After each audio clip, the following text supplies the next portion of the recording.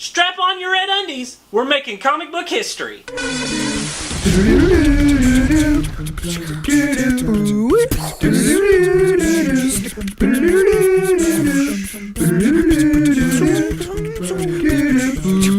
My pick of the week is an historical milestone for DC Comics. It's Action Comics 1000. This is the longest running title in comic book history, the first comic to ever reach 1000, and DC is going all out. It's an oversized collaborative issue featuring some of comics' best talent. Most notably, this book will mark the debut of Brian Michael Bendis at DC, and longtime veteran Marv Wolfman is writing a story based on unused Golden Age artwork by Curt Swan. It also features multiple artists such as Jim Lee, Pat Gleason, and Dan Jurgens. That's not even all of the artists and authors involved. They even pulled in Richard Donner and Paul Dini to contribute to this issue. DC will also be celebrating this monumental milestone with super themed variants across the entire lineup. This is literally comic book history hitting the shelves this Wednesday. This is a must-have for any comic book collector.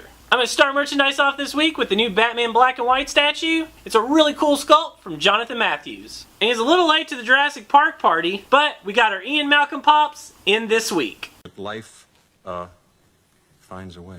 There's a ton of Thanos hype right now because of the Infinity War movie. More on that in Spec Market. If you want to check out a couple of his major stories, we have these trade paperbacks in stock right now. Most of the movie will be based on Infinity Gauntlet, but other stuff like the Black Order and the Battle for Wakanda came from Infinity. If you've never read these, make sure to check them out before you go see the movie. And now it's time to cover what's hot in Spec Market. First off is something you might not expect.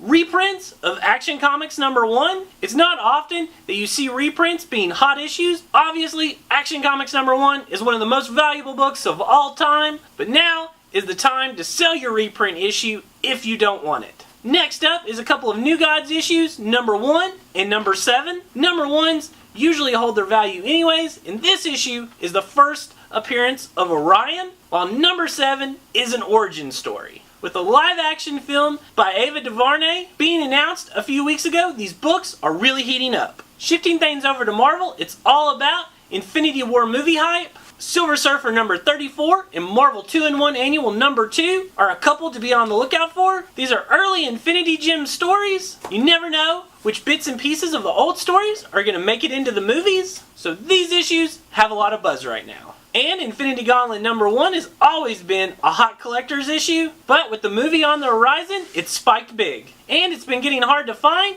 If you have one that you're planning to flip, the time is now. And if you need any of these for your personal collection, we have copies in stock right now. Thanks for watching. Remember to like this video, and I'll see you on Wednesday.